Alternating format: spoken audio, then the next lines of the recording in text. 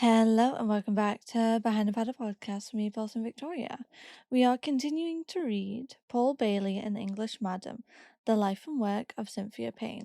Now, I do believe this is, the last chapter, but there are some pages afterwards which they look like they talk about. No, ignore that. It's not the last chapter. There's just a weird little interlude bit after this chapter. And then it goes in chapter 8. Huh, okay. Chapter 7. Old men are more appreciative. Cynthia was so careful with the money she earned as a prostitute that she eventually amassed enough to buy a small terrace house in Eldred Court Road, Streatham. It was a poky little place compared to what I've got now, but at least it was a proper home. I had my own bricks and mortar at long last. I was beginning to see my dream of security come true. I still had a rented flat in the West End, and it was in there that I started my brothel activities. On a small scale, naturally. I had to be a bit cautious when I moved to Streatham. I had to find out the lie of the land. I didn't want the neighbours suspecting anything. I didn't want them to know what I was up to. I wanted to pass myself off as respectable. She succeeded in her ambition. It wasn't until the police raid on Cranmore in December 1978 and the interest it attracted in the national papers that the residents of Eden Court Road became aware of what kind of householder had once lived among them. They never had a bloody clue. I was that discreet. I used to give my sex parties at lunchtime when the other women in the road were busy in their kitchens. I spaced them out to start with, and then I gave one every other month, regular like. I told the people living on either side of me that I liked to hold a business conference, seeing as how I was a consultant on a friendly basis. It was surprising. I told them how much work you could get done over a drink and a ham or cheese roll, with some nice music playing in the background.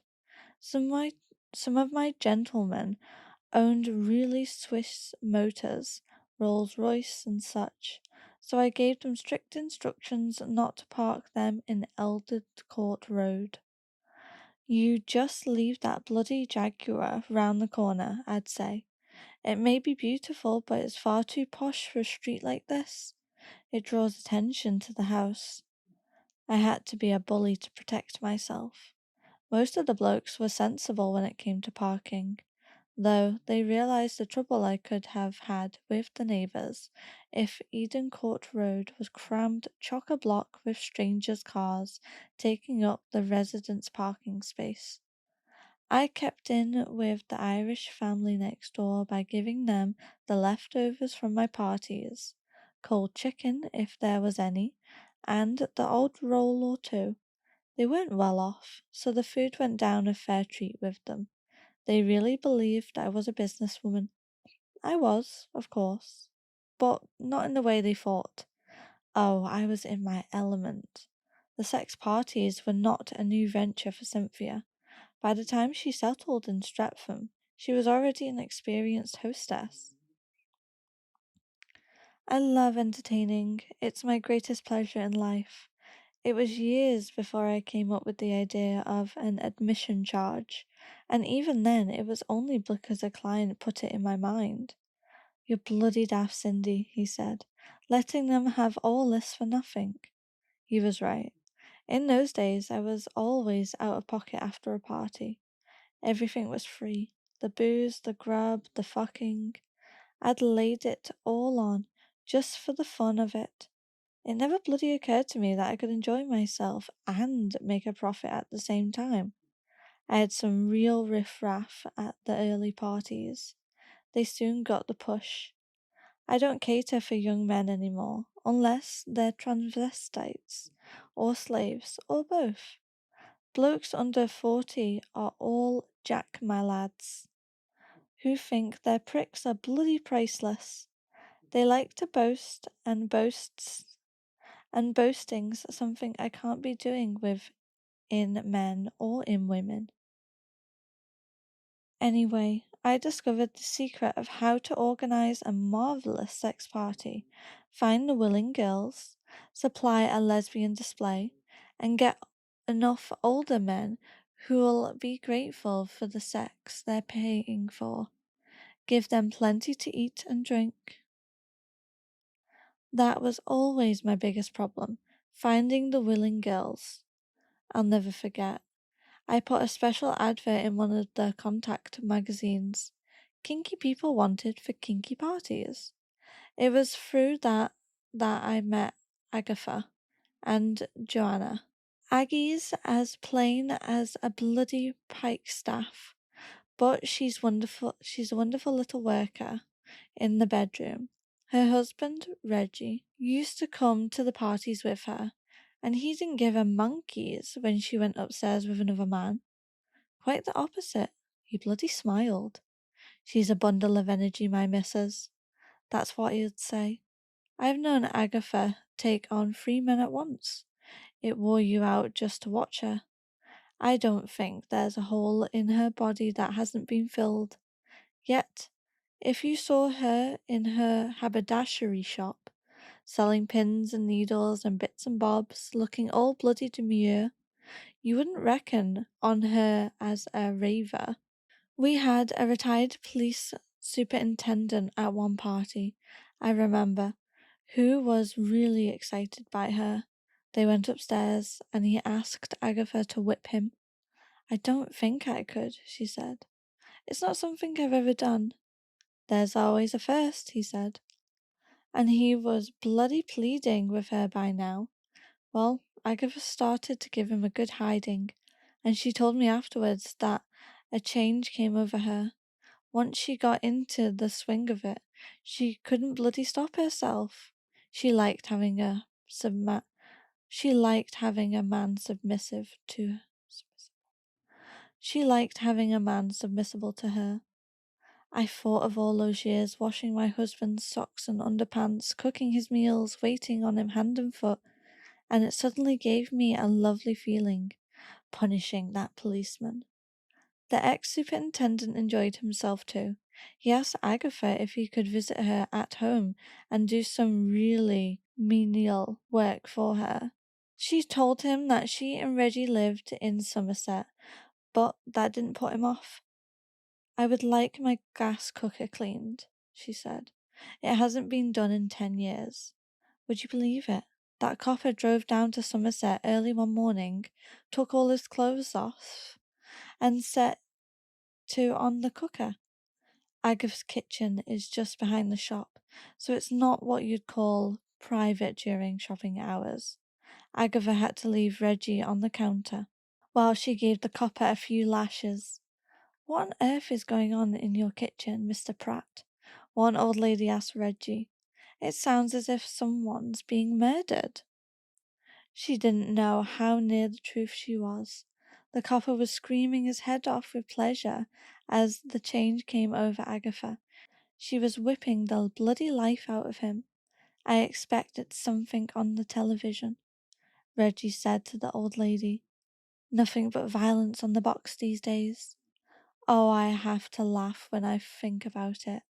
Agatha looks so bloody prim and proper on the surface, but she's a right demon for sex underneath. And the funny thing is, she didn't begin to lose her inhibitions until she was in her mid-40s. I was the butter wouldn't melt in her mouth type, she says. Well, she's had more than butter in her mouth since then. There's no stopping Agatha when she's in the mood. A strange look comes into her eyes. I call it the warning signal. If there's a bloke in the room when she gets that look, he has to surrender. He's got no bloody choice. He's a marked man. Joanna shares Agatha's enthusiasm, but not her resourcefulness. She was my other star in the days when I didn't charge.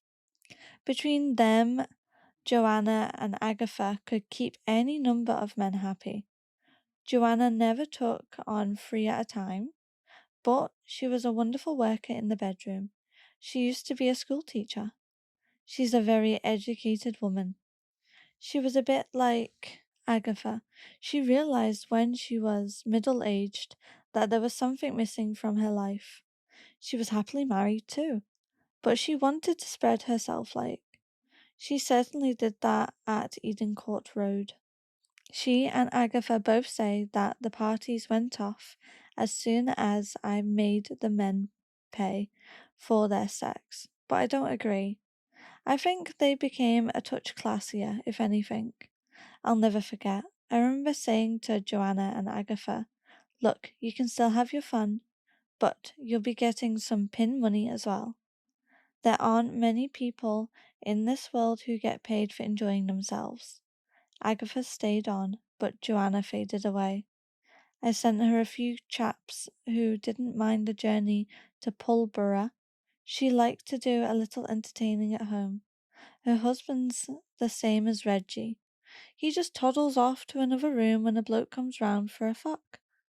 Joanna had a beautiful affair with a bloke in his early 20s that's less than half her age. He's just got married, but he says he owes everything to Joanna. She taught him how to be a good lover. I wish more young blokes would fall for older women. They wouldn't be such bloody jack my lads then. They wouldn't be in such a hurry to get rid of their spunk.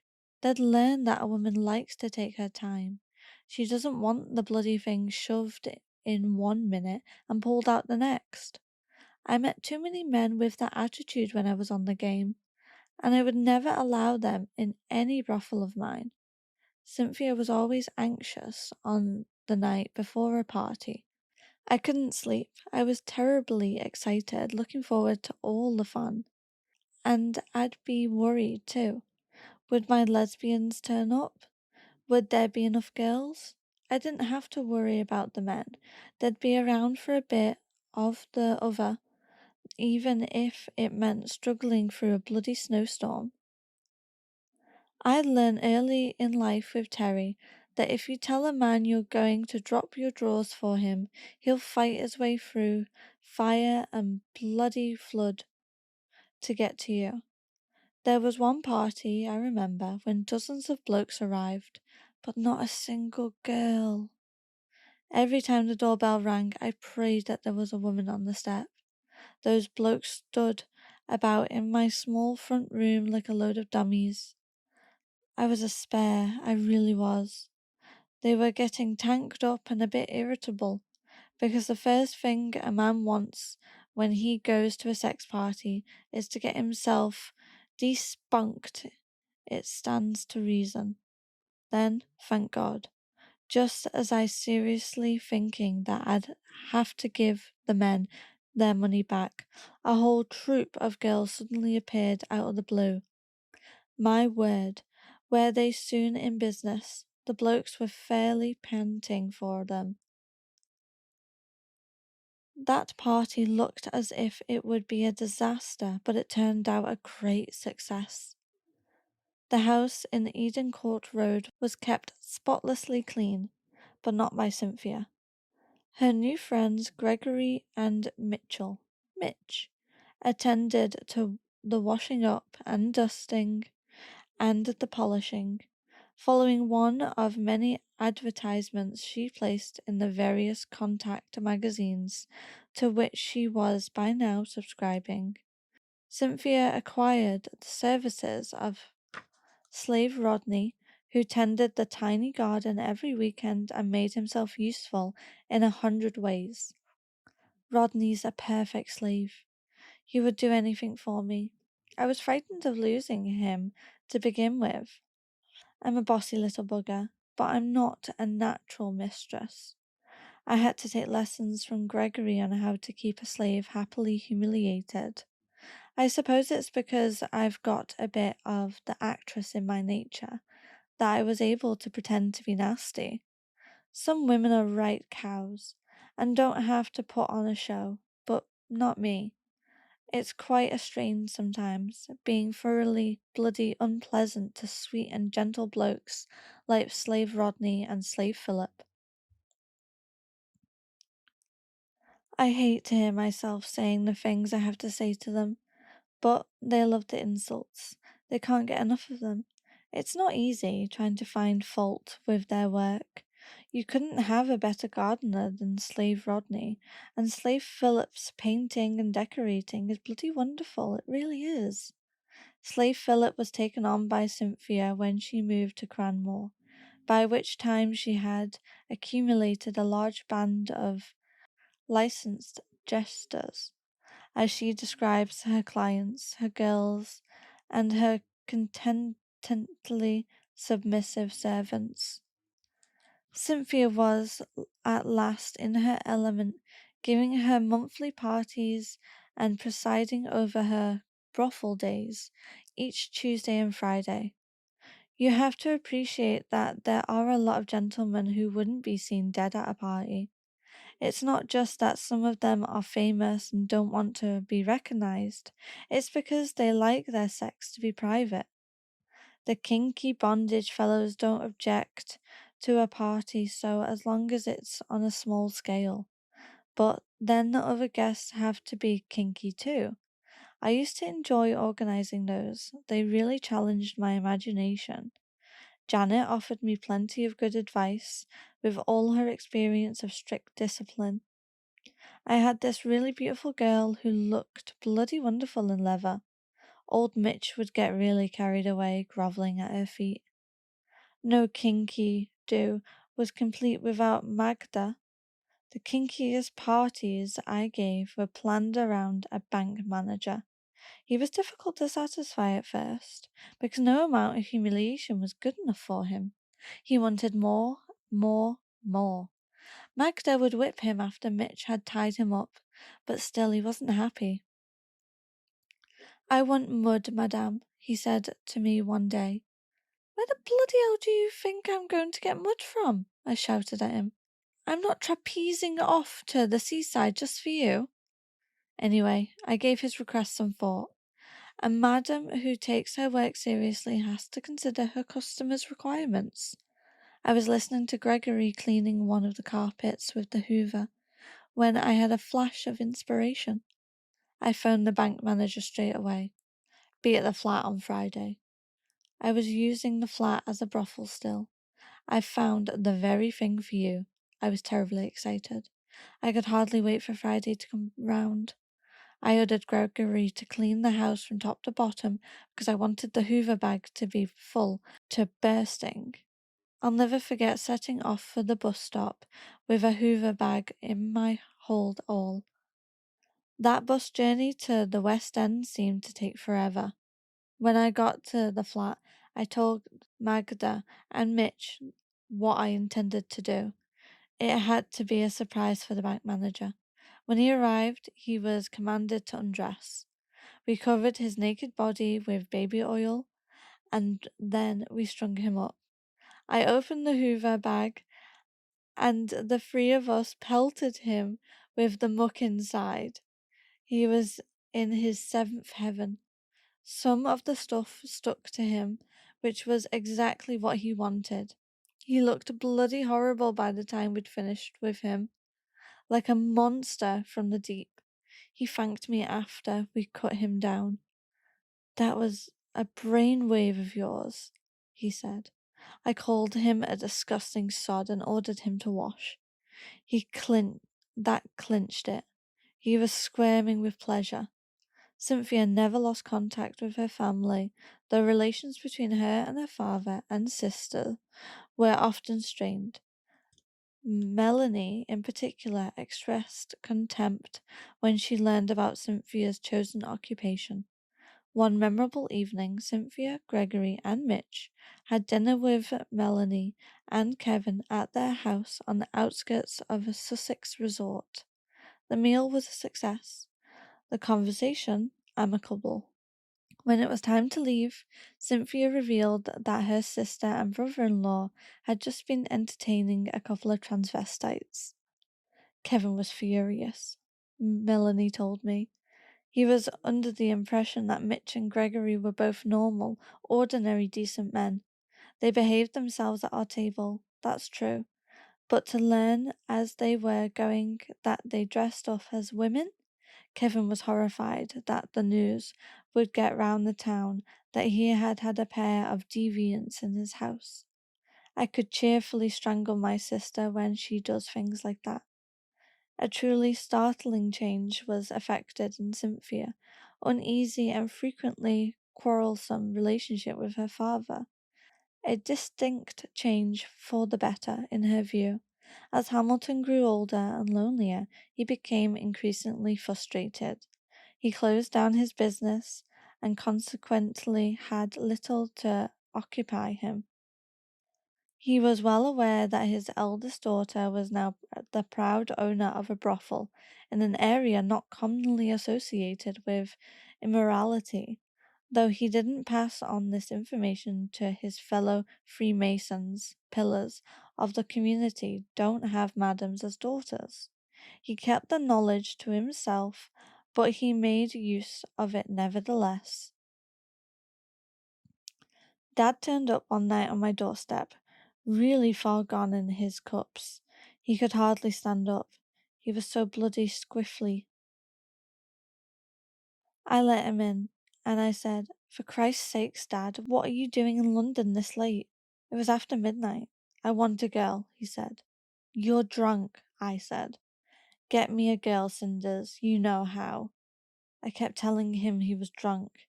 It was the whiskey speaking, I told him. "You go to bed and sleep it off, and we'll hear what you have to say in the morning." I was convinced that he would be thoroughly ashamed of himself when he woke up. He was that kind of man. Either that, or he'd forgotten that he ever asked me. Anyway, he came into my bedroom the following day, and he said to me, "Cinders, I meant every word of what I said to you last night." I was bloody flabbergasted. He was stone cold sober by now. It wasn't a drunkard talking anymore. "I want you to find me a woman. You specialize in looking after the needs of older men." Well, Cinders, I'm an older man, and I need a woman. I played it cool, even though I was bloody thunderstruck. He was the last person in the world I would have expected to ask me for a girl. I mean, he was my own bloody father. "Listen, Dad, you'll have to give me time to think this over. It's come as a bit of a shock to me." Then he said, "Don't take too long about it. There's a good Cinders. I'll never forget. I'd never known him to be so bloody nice to me.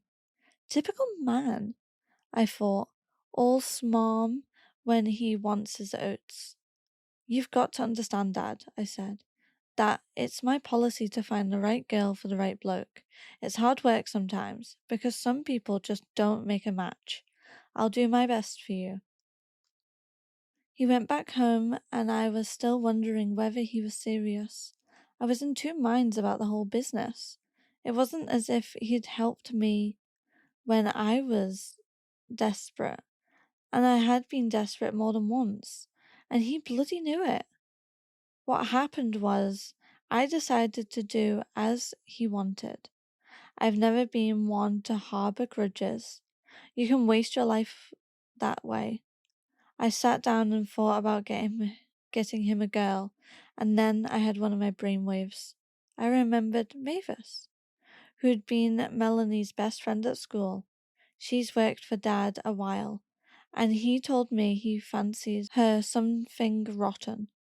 He didn't know that while she was working for him, she was having it away with every one of his trainee barbers. He wanted to make a pass at her, but he thought that because she was so ladylike, she might take offense. And he didn't have a bloody clue, and no more did Melanie, that when he came and asked me to organize a bit of the other for him, that Mavis was one of my girls. I've sent dozens of blokes to Mavis, and they've all came back raving about her. She's a genuine French polisher, the real McCoy. She gives the most bloody wonderful blowjobs it's possible to have. She's an artist at it, Mavis or Thelma. as a lot of her clients knew her, is a very warm-hearted person, very considerate and kind. She's another one with an understanding husband. Bert always takes the dog for a walk when a bloke turns up for a gam. He realizes that the £15 she charges comes in handy, but he appreciates that Mavis has to express herself, and that's the way she likes to do it. They've got the perfect marriage. The only time in the year that Mavis doesn't work is when her daughter is home for the holidays from university. Anyhow, my brainwave was to fix my father up with Mavis. I rang her up and asked if she was agreeable. We both had a bloody good laugh, and she said yes. So then I phoned Dad, and I said, Dad, I've got just the right girl for you. She doesn't live very far from you. Here's her address and telephone number. When you ring, ask to speak to Thelma. I was splitting my bloody sides when I hung up. I was terribly excited. I'll never forget waiting to hear from either one of them how it all went. Dad arrived at Mavis's place, and he had no idea that he'd be getting a gam from the well-spoken friend of Melanie, who'd worked for him when she was a teenager. He nearly keeled over with surprise when Mavis opened the front door. "Come in, Mr. Payne," she said, "or can I call you Hamilton?" He couldn't believe his bloody eyes. He went into the house and Mavis made him a nice cup of tea, and then she gave him a sample of her French polishing. He'd never known anything like it in his life before. Thus, it was that Hamilton Payne joined his daughter's happy band of licensed jesters.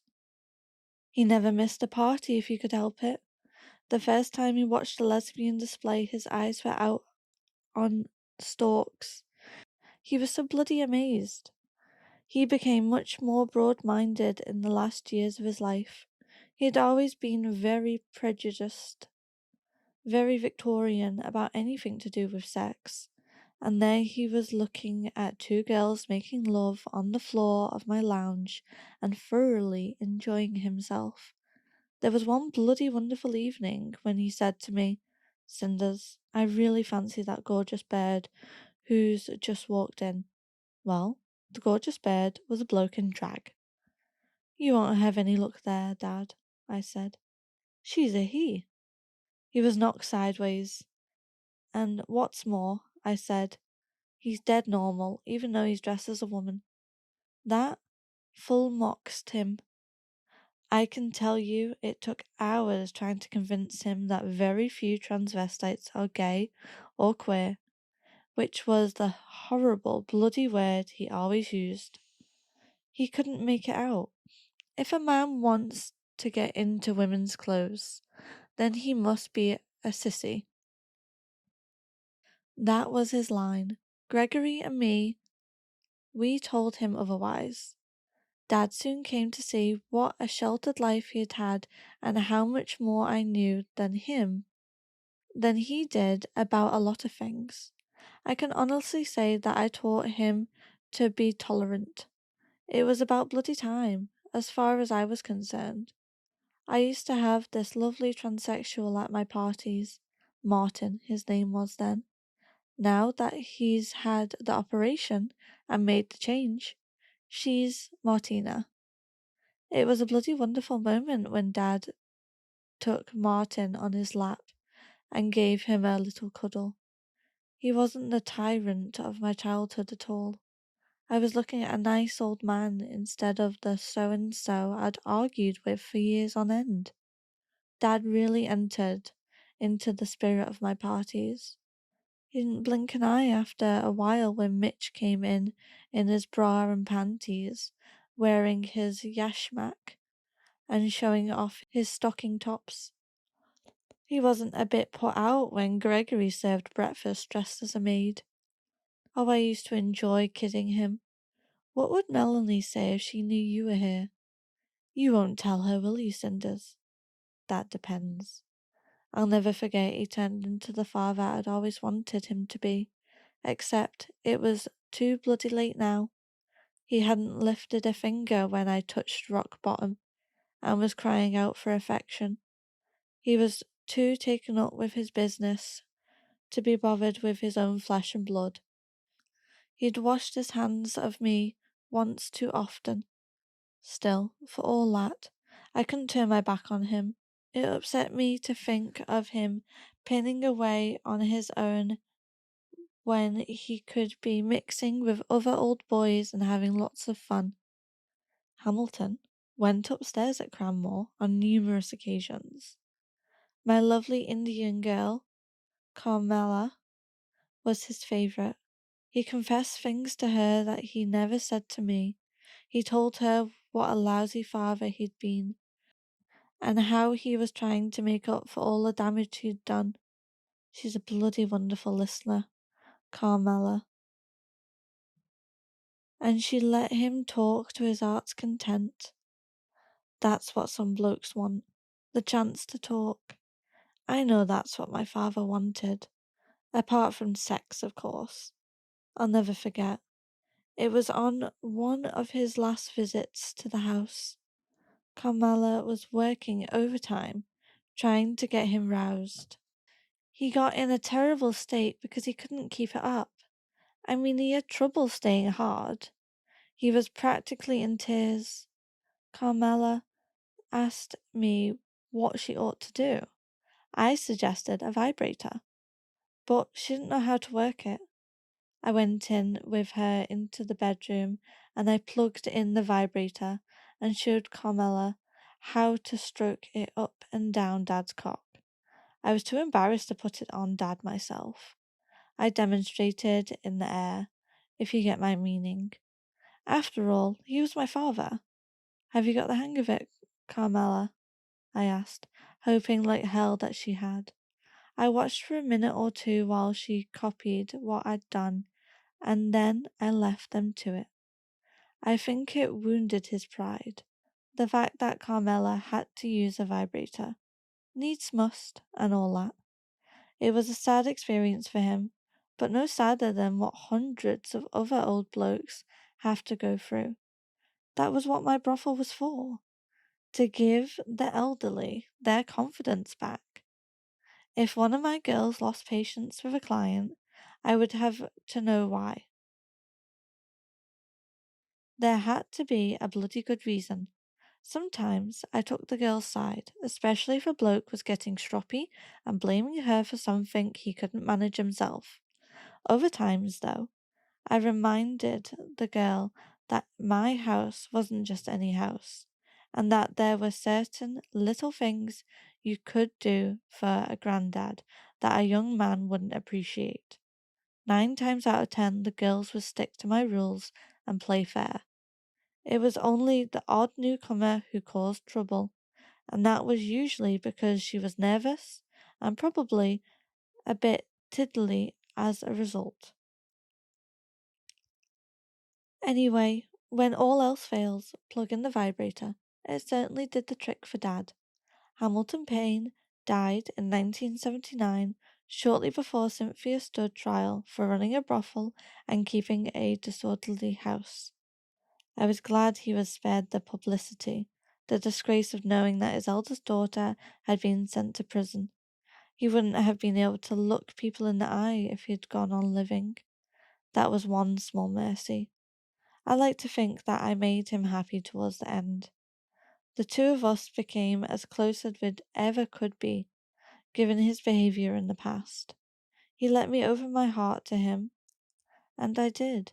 I told him about every single bloody grievance. I'll never forget he gave me some sensible advice once. He'd heard me bawling at Dominic, and he said to me, "Cinders, don't make the same mistake with Dominic that I made with you. I used to explode when I should have tried to reason with you. We're both impatient, you and me. You don't want Dominic to feel for you what you felt for me all those years." He was right, of course. He recognized himself in my attitude. He could see where he'd gone wrong. It was a pity he hadn't seen it earlier. As I say, he was a very different Hamilton Payne when he was at my parties, from the tyrant who did his darndest to keep me down. Oh, we had some bloody wonderful laughs together. I told him the truth about Terry and the garden shed, and he nearly burst a gut. He found it so funny. He was a nice old boy at the end, because he was having it off whenever he felt like it. It just goes to prove what I've always maintained, that men are much more pleasant and considerate so long as they're regularly despunked. If they're not getting their oats, they're bloody pests. It took Dad a lot of courage as well as a lot of whiskey to ask me to provide him with a girl, and I have to say that he never regretted it. There aren't many daughters who have done what I've done for their fathers. I still chuckle when I think that Hamilton Payne was one of my most satisfied customers. Melanie did not, and does not, chuckle at the thought. He could have behaved with a bit more dignity if there was one word he drummed into our ears when we were children, and that word was respectable. Well, I don't call going to bed with your youngest daughter's best friend respectable. I can't bear to speak to Mavis now. I was frankly appalled when my sister told me the sordid details. She laughed, of course. A post-mortem revealed that Hamilton's death was due to cirrhosis of the liver.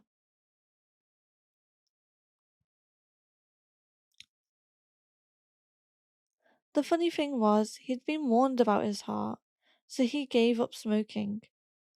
He was like a bloody furnace for most of his life. He must have been lighting up 60 a day at least. But I don't think there was a doctor alive who could have persuaded him to stop drinking. My dad was a real pub man. He loved to prop up the saloon bar of a Saturday night. He started on the booze when he was on the ships, and I doubt he ever came off it until his dying day.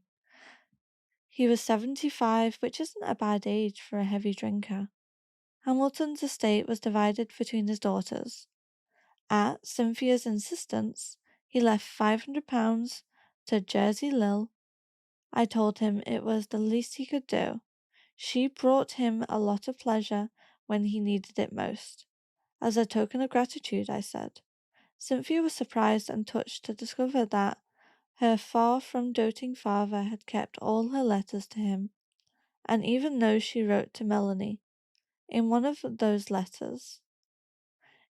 these, written when she was 5 months pregnant with Dominic, she tries to reassure Hamilton that one of his daughters will give him cause for pride. Thank Melanie for the frocks. I'm grateful, really, for them. Also, I appreciate for what you're doing for me. I don't show it, I know, but I think all the more. I understand any parent being disappointed, but these things happen and nothing can stop them. It's a lot of my mind really now that I was quite prepared to wait until I'd had the child, but I suppose that would have been a worse shock. It would have saved you worrying all this time. I've always have been a worry, and I expect I always will. Don't expect I'll ever change, and it's never done intentionally funny enough. I always seem to sail into it. And Melanie is the opposite. She always being good, no trouble at all for her. She's a lovely kid, really something to be proud of there. But you don't seem to think she's all that wonderful, really, do you? You probably don't notice it being at home with her all the time. She's got poise now, and she's cultured in her speech. One would think she's had a very good education to study her well sometimes. The dreams that you had for me, Melanie will do just fine. She'll always do well for herself. No need for anxiety there. Sorry it had to be that way for you. Ever since I was a little girl, I always told myself one day I'll be just right for you, that I'd try to make an improvement. But no, I try, but it just don't happen. Still, there's good many years yet to come for me to make up to you. Can't see anything in your letter why I should send it back to you still. I'll do it just the same. I went to the clinic last night, took blood pressure and different things. I'm alright so far. I just get a bit tired at work at the end of the day with my feet. But me, I'm always tired, especially at work, so I don't think that can be any excuse. Haha. Good night for now. All my love, Cinders. Among Hamilton's papers, too, was a curiously nasty missive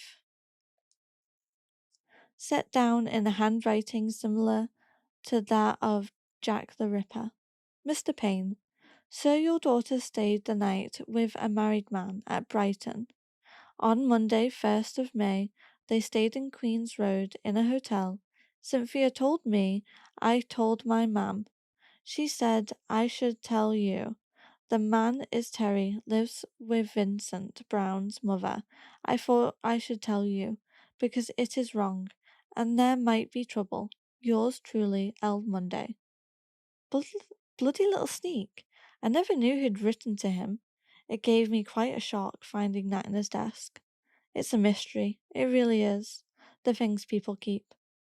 It became clear to Cynthia that the house in Eldon Court Road was too small to accommodate her ever expanding clientele. A large, rambling Victorian mansion was what she needed. With Mitch's financial assistance, she acquired Cranmore. I couldn't have bought it without his loan. Thank God he had faith in me. I'll never forget, I said to him, now, I can run the brothel of my dreams. I fell in love with the place instantly. I went from room to room thinking to myself, what bloody wonderful parties I'd be able to give. In the summertime, the clients could take their drinks into the garden. Oh, it would be so civilized after the cramped conditions I was used to working in. I was terribly excited at the thought of running a knocking shop in that posh suburban street. By the time she moved into Cranmore, Cynthia had already established the particular kind of brothel she was happiest supervising. I've always been fond of the elderly. I came to the conclusion that my brothel was going to cater for the needs of old men. I didn't rule out younger blokes, but I set the minimum age at 40.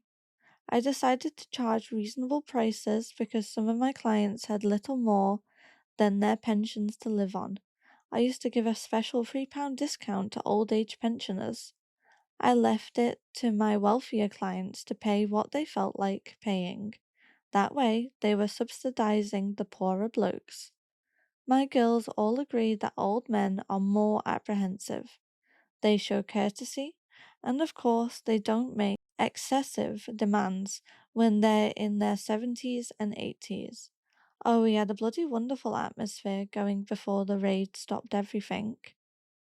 Just to see an old boy come down the stairs with a smile on his face, even if he was a bit puffed out, used to give me a glow. It really did.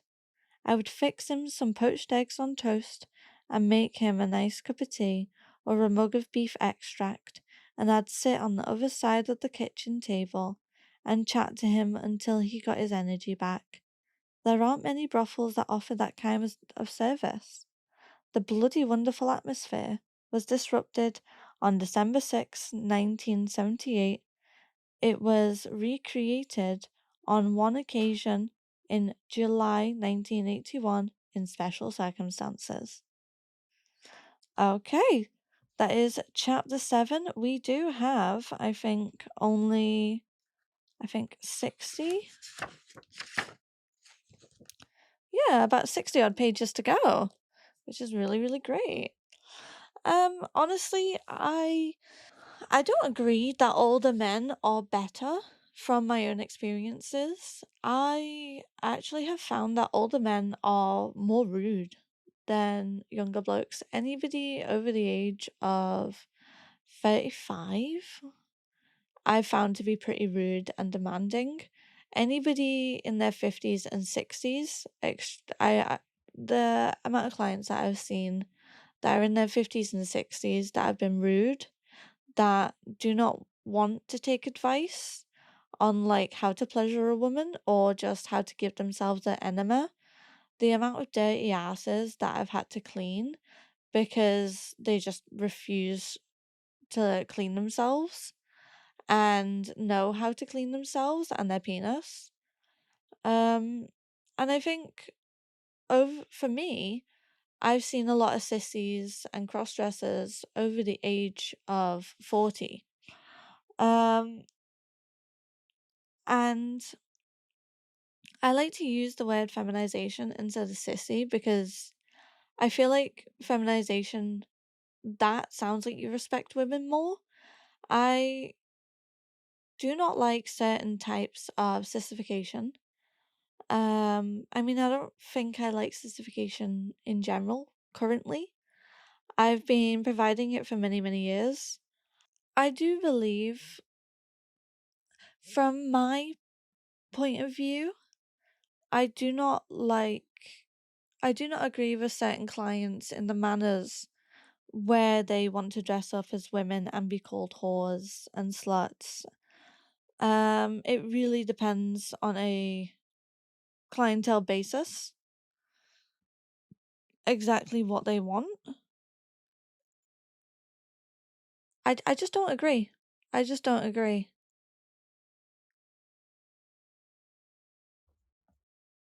Because, yeah, she is right. A man is better when they are despunked. I mean, that helps a lot with depression, um, loneliness, and the day-to-day things. It helps. And de-stress and everything like that with all the hormones and all the chemicals in the brains. Like, that is a fact. Um, but yeah, I don't think I believe. I don't think I believe in the statement of older men are more respectful. I've had a lot of rude older men in my time to the point where I have been thinking about not seeing older gentlemen because they're just not gentlemen. And I know that there are some, but the majority of clientele which I have had who are older have been rude as hell. But there are some nice ones. I will say that. But yeah, before I go on a big rant, this has been Behind the Paddle podcast, reading chapter 7 of The Life and Work of Cynthia Payne, an English Madam. I shall see you next time.